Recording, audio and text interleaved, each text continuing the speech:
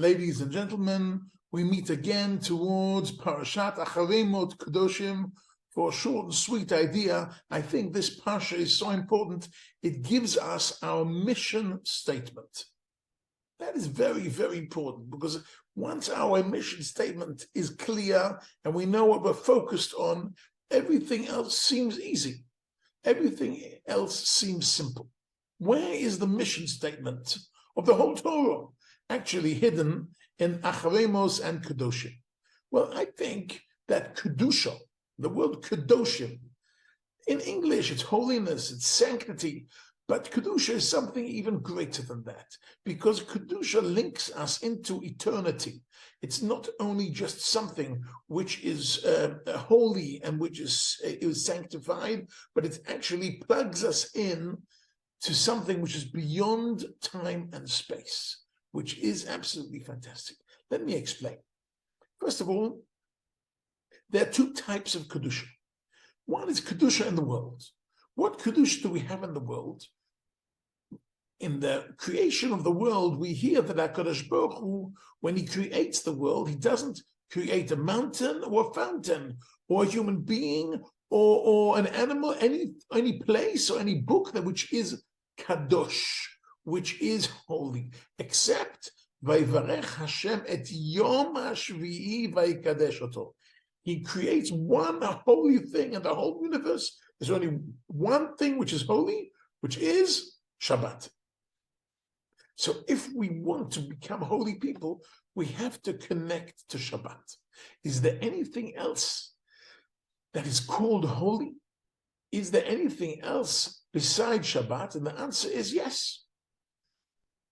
When two people fall in love and they want to get married, according to Jewish law, it's not called in Hebrew a marriage, it's called Kiddushin. Kiddushin means they are creating Kedusha. The Kedusha, this holiness, is not by the bridegroom and not by the bride. It's not by the Chatan or by the Kala. It's the connection between them, what we call love. This love connection actually is called Kiddushin. But this Kiddushin has to be done properly. And it has to be done accurately. And once we create Kiddushin, that's why it's such a mitzvah to go to a wedding, because a wedding is actually with manufacturing. It is a factory. Every wedding is a factory of Kedusha. That's an amazing thought. They're creating Kedusha. And the newlyweds, when they are together, they have such power in their Kedusha that they can have fruit of their love. And the fruit of their love is a child.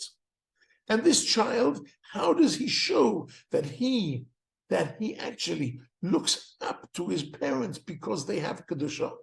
It is in honoring and respecting the parents. When a person honors and respects his parents, he's actually recognizing the Kedusha in the family. So we have Kedusha in the world, which is Shabbos, and the Kedusha in the family, which is belonging to a husband and wife who married according to Jewish law. And that's fantastic. Why? Because now we understand that the beginning, that the Parsha of Acharei Mot talks about all the things we should refrain from eating, and all types of sexual relationships we have to refrain from. What is not good? What will keep Kedusha? What types of foods will not allow us to be Kadosh? And what types of sexual relationships will not allow us to be Kadosh? And then we move in after talking about what not to do in Parashat Acharei Mot. We talk about what yes to do in the beginning of Parashat Kadoshim. It says Kadoshim to you. You have to be holy. Ki kadosh ani Hashem Elokechem, because I am holy, so we want to be similar to our Kadosh Baruch Hu. And how do we do that? So the Pasuk says, immediately it says, Ish imo v'aviv tirau, you have to respect your parents. Ve'et shabtotai tishmor, you have to keep Shabbos. That's the name of the game. We have to respect the love and the magic and the Kedusha in our parents, and we have to respect the magic in the world. And Shabbos, the main issue of Shabbos is hands off. We love the world as is. We're not cooking anything. We're not burning anything. We're not stitching anything. We're not building anything. We're not destroying anything. We're not driving anywhere. We're not turning on the light or off the light. We love the world as it is. As it is. That's Shabbos. It is really an expression of love. Love to the world and love to the family. And when you're with your family on Shabbos, I think we all feel the magic. When we spend the Shabbos with our family, and people are relating to each other, not to their mobile phones or to whatever it is, but actually relating to each other over a Shabbos table, there is this magic of Kedusha, However, I would like to end with a certain question I've been always asking myself. On the one hand, it says the Pasuk says to us, we have to be Kadosh, Kadoshim to you. You have to become Kadosh. And later on it says, Ve'hitem li Kadoshim, you have to become Kadosh. Okay, who has to make us Kadosh? In fact, in Sefer Devarim it says, Ki Am Kadosh atol Hashem Elokecha. We are already Kadosh. So one second, we are already Kadosh, but we have to become Kadosh. Who's supposed to make us Kadosh? So the key is in another pasuk, this week's Parsha, which we'll have to analyze one word for a moment. It says, V'hit kadishtem v'item kadoshim. Who has to make us holy? Who has to sanctify us? We have to sanctify ourselves. The hit kadishtem is from the poal of hitpael, which means reflexive. The hit, it's like hit kalech, you shower yourself. The hit labesh, you dress yourself. So hit kadishtem, it's turned into a verb, but a reflexive verb. We have to make ourselves kadosh. How do we make ourselves kadosh? We make ourselves kadosh by respecting our parents, by keeping Shabbos, by refraining from all kinds of forbidden sexual relationships, from all kinds of forbidden foods, and we can create.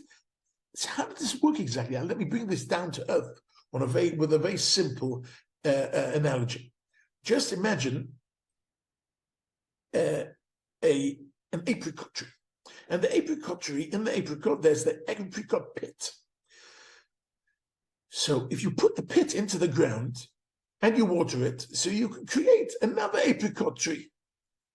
However, if you put it in the shade where it has no sun, or you put it in a place where it doesn't get any irrigation, or you water it with some kind of oil instead of with water, so it doesn't grow to be an apricot tree. What I'm trying to say is the following. The pasuk that says, Kadoshim to you, you have to become Kadosh, is telling us we have to be apricot trees.